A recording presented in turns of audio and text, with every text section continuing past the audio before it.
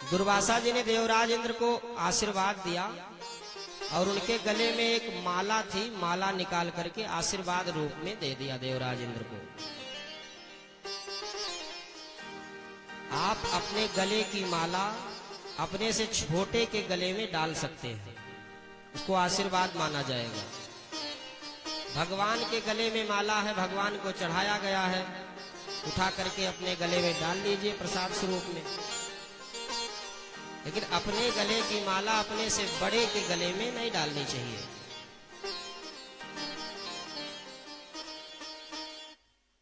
दुर्वासा जी ने माला को देवराज इंद्र को दिया और चले गए आशीर्वाद दे करके।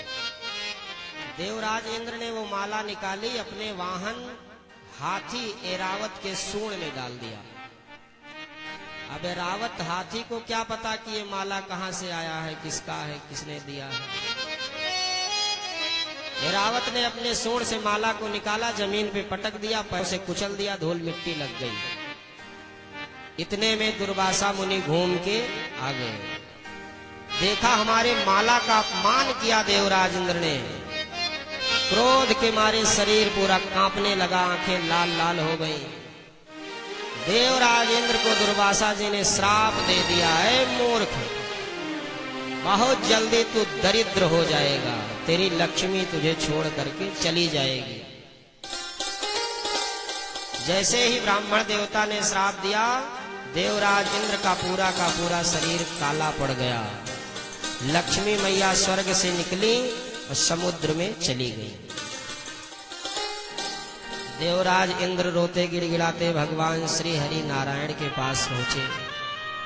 मुझसे गलती हो गई, दुर्वासा जी का हमने अपमान कर दिया।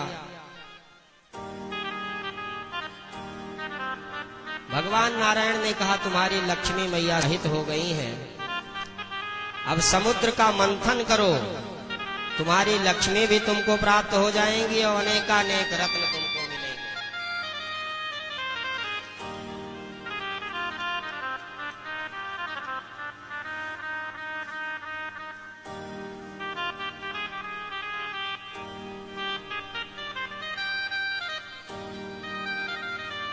ये हमारे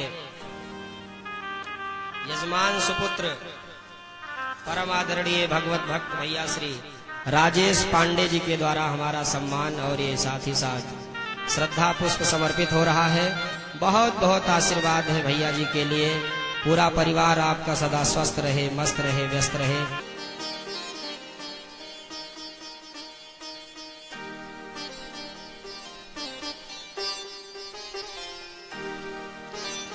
बहुत बहुत आशीर्वाद भैया जी के लिए, बहुत बहुत धन्यवाद। महामाई की कृपा, भगवान की कृपा आपके पूरे परिवार वालों पर सदा बरसती रहे। भगवान नारायण ने कहा कि तुम्हारी लक्ष्मी तुम्हें प्राप्त होंगी देवराज इंद्र, और साथ ही साथ अनेकानेक रत्न तुमको समुद्र से प्राप्त होंगे, लेकिन इसके लिए तुम्हें समुद्र का मंथन करना पड़ेगा। लेकिन समुद्र मंथन कोई आसान काम नहीं है, तुम अकेले नहीं कर पाओगे। इसके लिए तुम्हें दैत्यों की सहायता लेनी पड़ेगी। जाओ दैत्यराज बलि से इस कार्य में सहायता मांगो। इस समुद्र मंथन से तुम्हें अमृत प्राप्त होगा। जब अमृत निकलेगा तो हम आकर के तुम देवताओं को अमृत का पान करा देंगे और तुम्हारा काम बन जाएगा, तुम हमेशा हमेशा के लिए अमर हो जाओगे। देवराज इंद्र बलि के पास पहुंचे, प्रस्ताव रखा कि भैया हम लोग आपस में झगड़ते रहते हैं, तो हमारे मन में एक विचार आया है कि हम लोग मिल करके समुद्र का मंथन करें, उसमें से अमृत निकलेगा और सब लोग मिल बांट करके अमृत का पान कर लेंगे। फिर चाहे जितना लड़ाई झगड़ा करें, मरेंगे कोई नहीं। बलि ने कहा अमृत का बंटवारा बराबरी से होना है, ईमानदारी से बंटवारा होगा अमृत का। देवराज इंद्र ने कहा ठीक है। पहुंच गए। मंथन के लिए मथानी की व्यवस्था कहां से की जाए? भगवान ने कहा जाओ मंदिराचल पर्वत को उठा लो और मथानी बना लो। मथानी की व्यवस्था हो गई, तो मथानी को खींचने के लिए रस्सी की व्यवस्था कहां से की जाए? वासुकी नाग के पास सभी देवता दैत्य पहुंचे। कहा भैया तुम मंथन में सहयोग करो, रस्सी बन जाओ। वासुकी नाग ने कहा अमृत में हमको भी मिलना चाहिए हिस्सा, तब बनेंगे। ठीक है, वासुकी नाग की रस्सी बनाई गई। मंदराचल पर्वत की मथानी मुंह के तरफ लगे नाग के सब दैत्य, और देवताओं को भगवान ने पूंछ के तरफ लगा दिया। मंथन प्रारंभ हुआ। बहुत बड़ा कार्य प्रारंभ होने जा रहा है। तो भगवान गणेश की पूजा करनी चाहिए थी सबको। हमारे यहाँ परंपरा है, कोई भी कार्य हम लोग प्रारंभ करते हैं तो पहले गणेश जी की पूजा करते हैं। क्यों? गणेश जी विघ्न विनाशक कहे गए हैं। विघ्नों को काटने का काम हमारा आगे का जो कार्यक्रम है वो निर्विघ्न संपन्न हो, उसमें कोई विघ्न बाधा ना आवे। इसके लिए हम लोग भगवान गणेश की पूजा करते हैं सबसे पहले। अब भगवान गणेश प्रथम पूज्य हैं। अपने माता पिता की सेवा करके, अपने माता पिता की परिक्रमा करके भगवान गणेश देवताओं में प्रथम पूज्य हो गए।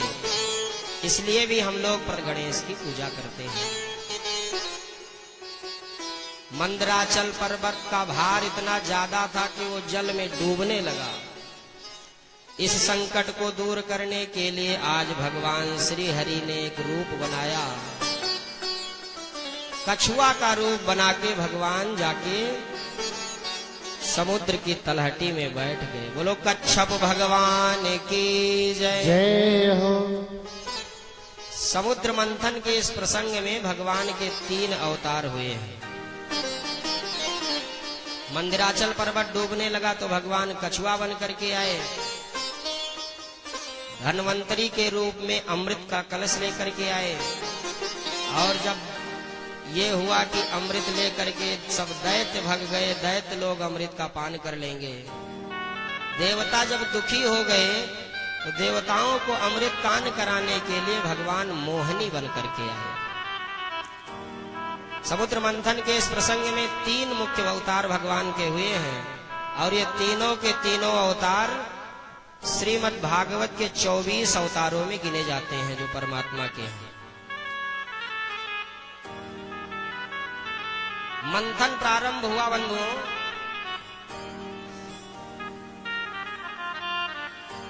सबसे पहले मंथन से कालकूट नाम का हलाहल विष निकला। विष में से अग्नि की लपटें निकल रही थीं। ऐसा लग रहा था कि इस विष के प्रभाव से सारा संसार आज ही जल करके समाप्त हो जाएगा।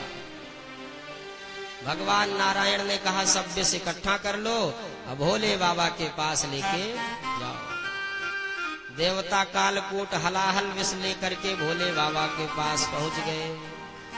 देव देव महादेव भूतात्मन भूत भावन त्राहिनः शरणापन्नास त्रैलोक्य दहनात् विषाद।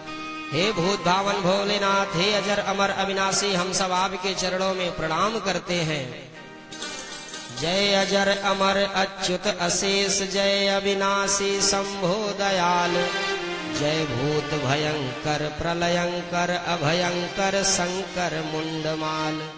जय नयन के इष्ट देव, जय त्रिकालज्ञ शशि सोह भाल, जय महारूप जय महासमर, जय महादेव जय महाकाल। हे महाकाल, हे अजर अमर अविनाशी, हे त्रिलोकीनाथ, हम सब आपके पुत्र आपके चरणों में प्रणाम करते हैं। इस कालकूट विष से हमारी रक्षा कीजिए। भगवान ने कहा तो क्या मतलब, तुम लोग कहने यही आए हो कि हम ये विष पी लें? देवता हाथ जोड़ के खड़े हो गए, महाराज हम पुत्रों की आप रक्षा कीजिए, चाहे जिस प्रकार से कीजिए। भगवान शंकर के वामांग में माता भवानी पार्वती विराजमान थी। भोले बाबा ने माता पार्वती से कहा, देवी ये लोग हमको जहर पिलाने आए हैं, तुम्हारी क्या इच्छा है? हमारा आपका जब विवाह होता है तो उसमें वचन दिलाए जाते हैं। आज के बाद जीवन में कोई महत्वपूर्ण कार्य जब आप करेंगे कोई मंदिर बनवाएंगे, कुआं खोदवाएंगे, भंडारा करेंगे, यज्ञ करेंगे, कोई भी कार्य करेंगे, घर से बाहर कहीं कमाई करने के लिए जाएंगे, अपने धर्म पत्नी की अनुमति आपको लेनी पड़ेगी। अब स्वतंत्र नहीं है आप। जब मन में आया सूटकेस उठाए, मुंबई के लिए प्रस्थान कर दिया, दिल्ली चल दी। अब अपने धर्म पत्नी की भी सहमति अनुमति आपको लेनी पड़ेगी। भोले बाबा संसार के कल्याण के लिए इतना दुष्कर कार्य करने जा रहे हैं। माता पार्वती से कहा, बताओ तुम्हारी क्या इच्छा है। माता पार्वती के सामने धर्म संकट उपस्थित हो गया। कौन पतिव्रता स्त्री होगी जो कहेगी कि महाराज आप जहर पी लो अपने पति को, और अगर ये कहती है कि आप जहर पी लो पार्वती जी, तो भगवान शंकर को कष्ट होगा। और अगर कहती महाराज मत पीना, नुकसान बहुत ज्यादा हो जाएगा, तो पुत्र मारे जाएंगे सब देवता। अब पति को बचावें कि पुत्रों को बचावें। माता पार्वती ने कहा, भोले बाबा जिसमें सबका कल्याण हो आप वो कीजिए। भोले बाबा इशारा समझ गए, ले आओ भैया, कहाँ है। अंजलि बांध करके पूरा विष भगवान भोलेनाथ ने अपने कंठ में उतार लिया, कंठ के नीचे नहीं जाने दिया। ततः करतलीकृत्य व्यापि हालाहलम विषम अभक्षयन महादेवः कृपया भूत भावनः।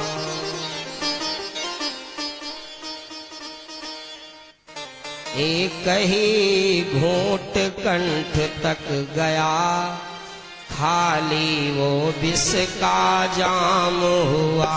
एक ही घूंट तक गया, खाली वह विष का जाम हुआ। एक ही घूंट कंठ तक गया, खाली वो विष का जाम हुआ। एक ही कंठ घूंट गया, खाली वह विष का जाम हुआ। पड़ गया कंठ नीला प्रभु का, और नीलकंठ शिव नाम हुआ। पड़ गया कंठ नीला प्रभु का, और नीलकंठ शिव नाम हुआ। पड़ गया कंठ नीला प्रभु का, और नीलकंठ शिव नाम हुआ।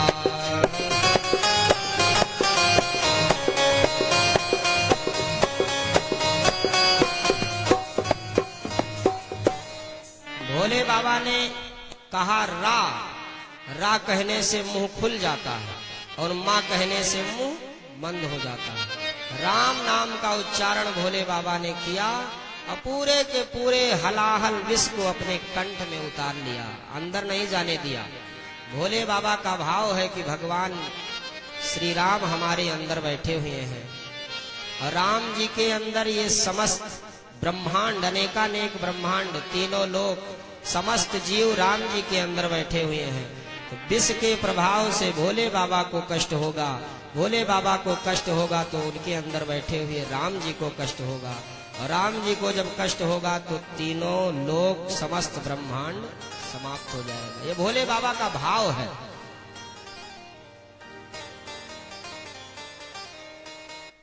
राम नाम का आश्रय लेकर के इधर से गया विष, अंदर से भोले बाबा ने निकाला राम। इधर से विष, उधर से राम, कंठ में ही कर दिया विष का विश्राम। बोलो शंकर भोलेनाथ की जय हो। संसार के कल्याण के लिए बंधुओं आज भगवान भोलेनाथ ने विष पी लिया। मानो हमको आपको ये संदेश दे रहे हो, अगर हम सामर्थ्यशाली हैं, हमारे अंदर कुछ क्षमता है, हमारे देश, हमारे धर्म पर अगर कोई विपत्ति आई है, कोई कष्ट आया है, तो हमें आगे बढ़ करके उसको अपने ऊपर लेना चाहिए। देवता लोग लौट करके आए, पुनः उत्साह के साथ मंथन प्रारंभ कर दिया। अब की बार मंथन से कामधेनु गाय प्रकट हुई। ऋषियों को दे दिया गया। चंद्रमा प्रकट हुआ, भोले बाबा के मस्तक पर विराजमान कर दिया गया। भोले बाबा का एक नाम हो गया चंद्रशेखर। बोलो चंद्रशेखर भगवान की जय। जय हो। उच्चय श्रवा नाम का घोड़ा निकला। इस घोड़े को दैतराज बलि ने ले लिया। ऐरावत नाम का हाथी निकला, इंद्र ने ले लिया। फिर मंथन प्रारंभ किया। महाराज कौस्तुभ नाम की मणि निकली, भगवान नारायण के कंठ में विराजमान कर दिया गया। पारिजात नाम का वृक्ष निकला, स्वर्ग में भेज दिया गया। कल्प वृक्ष निकला, स्वर्ग में भेज दिया गया। देवता और दैत्य बड़े उत्साह के साथ मंथन कर रहे थे कि सुखदेव बाबा कहते हैं, परीक्षित ततश्चाविर्भू साक्षात् श्री रमा भगवत परा रंजयन्तीं दिशः कान्त्या विद्युत सौदामिनी यथा। श्रीमद् भागवत के 8वें स्कंद के 8वें अध्याय का 8वां श्लोक है ये। जैसे आकाश में चमचम चमचम बिजली चमकती है, ऐसे उस जल राशि के मध्य से चम चम चम चम करती हुई भगवती महालक्ष्मी प्रकट हो गई। लक्ष्मी के रूप सौंदर्य को देखा, देवता और दैत्य सब मुग्ध हो गए। विचार करने लगे कि ये हमारी दुल्हन बन जाए तो मजा आ जाए। अब देवी जी एक हैं और उनको पाने वाले अनेक हैं, कैसे काम बनेगा। भगवान श्री हरि ने कहा कि देवी जी के हाथ में जयमाला दे दिया जाए और सब लोग लाइन लगा करके बैठ जाओ। अब ये जिसको पसंद करेंगे उसी के गले में माला डाल देंगे। बड़े बड़े सिद्ध संत सब चमीटा गाड़ करके बैठ गए। एक लाइन में सब दैत्य बैठ गए, एक लाइन में देवता बैठ गए, एक लाइन में संत महात्मा बैठ गए, एक लाइन में भगवान भोलेनाथ जैसे सिद्ध योगी बैठ गए। स्त्री की कामना किसे नहीं होती है। जयमाल लेकर के, पुष्पहार लेकर के माता लक्ष्मी सबसे पहले दुर्वासा जी के पास पहुंची। देखा दुर्वासा जी को तो कहने लगी, इनको क्रोध बहुत जल्दी आ जाता है, इन्हें मैं अपना पति नहीं बनाऊंगी। आगे बढ़ी, भगवान भोलेनाथ को देखा, ये तो सुंदर बहुत ज्यादा है, कपूर के समान गोरे हैं भोले बाबा, कर्पूर गौरम हम लोग बोलते हैं, लेकिन इनका बेश बड़ा अमंगल है। प्रेतवास शमशान में भटकत हैं दिन रात, पागल नंग धड़ंग हैं गले मुंड दिखलात। ये पागलों की तरह नंगे धड़ंगे इधर उधर घूमते रहते हैं। सुंदर तो बहुत ज्यादा हैं, लेकिन बेश इनका ठीक नहीं है। वस्त्र नहीं पहनते हैं, नंगे नंगे घूमते रहते हैं। इनको भी मैं अपना पति नहीं बनाऊंगी। भोले बाबा ने कहा, देवी हमारे साथ विवाह कर लो, हमें अपना पति बना लो। अगर तुम हमें अपना पति बना लोगी तो तुम्हें करवा चौथ का व्रत नहीं करना पड़ेगा। क्यों? करवा चौथ का व्रत माताएं इसीलिए करती हैं कि हमारे पतियों की आयु लंबी हो, अमर हो जाए। अब भोले बाबा तो पहले से ही अमर हैं, पहले से ही अविनाशी हैं। तो देवी तुम्हें करवा चौथ का व्रत नहीं करना पड़ेगा, हमारा वर्ण कर लो। नहीं नहीं, माता लक्ष्मी आगे निकल गई, सब में कोई ना कोई कमी निकालते हुए आगे चली जा रही हैं। एक कोने में भगवान नारायण बैठे हुए थे। देखा ये सुंदर भी हैं और इनका स्वभाव भी मंगल करने वाला है, इनका नाम भी सदा मंगल ही करने वाला होता है। मंगल भवन अमंगल हारी, मंगलम भगवान विष्णु मंगलम गरुड़ध्वजः, मंगलम पुंडरीकाक्ष मंगलाय तनोहरि।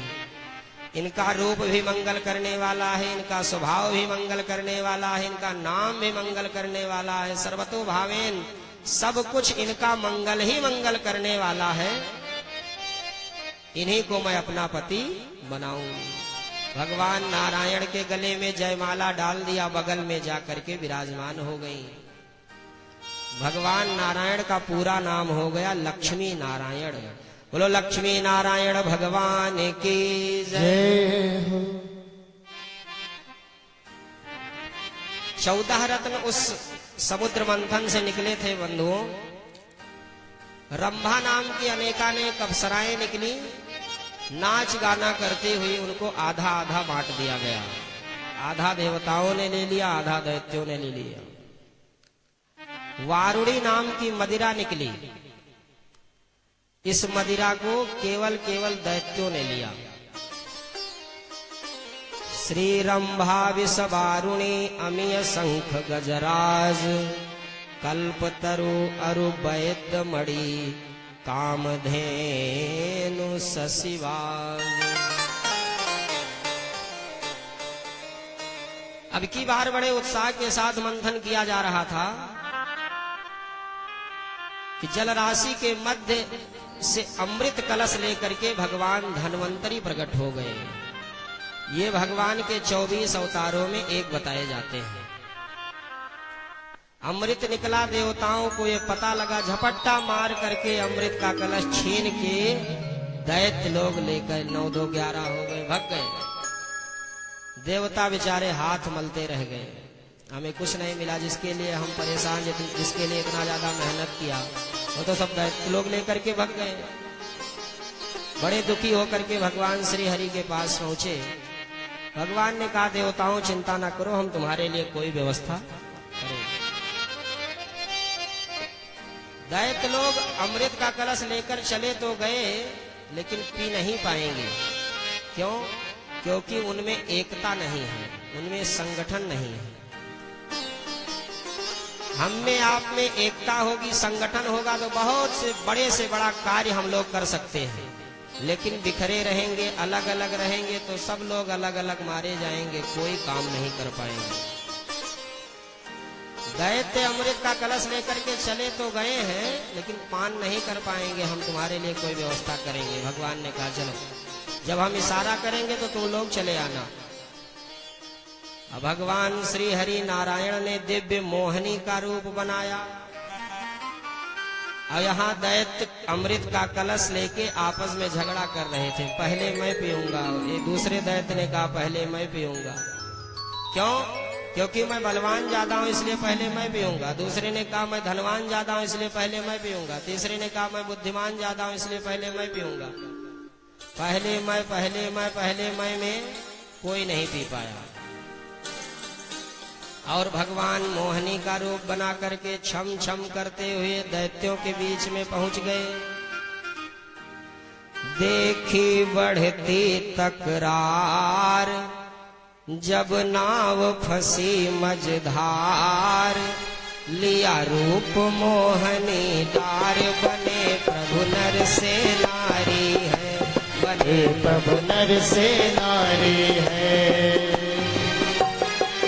देखी बढ़ती तकरार, जब नाव फंसी मझधार, देखी बढ़ती तकरार, तब नाव फंसी मझधार, लिया रूप मोहिनी डार, बने प्रभु नर से नारी है, बने प्रभु नर से नारी है, प्रभु नर से नारी है, बने प्रभु नर से नारी है।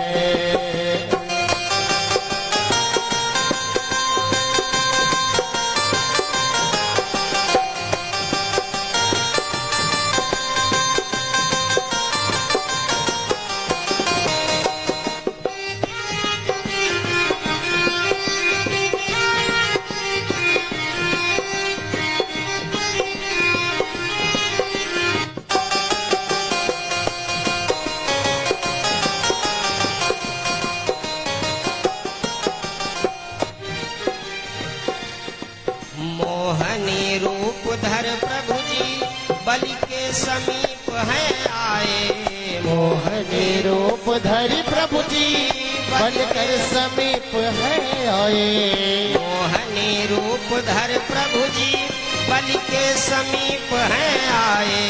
मोहनी रूप धरि प्रभु जी, बनकर समीप है आए। मोहित हो गए दैत्य सब, हैं अपना हाल बताए। मोहित हो गए दैत्य सब, अपना है हाल बताए। सब माने पर न जाने, सब माने पर न जाने, सब माने पर न जाने, सब माने पर न जाने। विश्वास हुआ है अपार, देखी बढ़ती तकरार, जब नाव फंसी मझधार, लिया रूप मोहनी दार, बने प्रभु नर से नारी है। बने प्रभु नर से नारी है, बने सब नर से नारी है।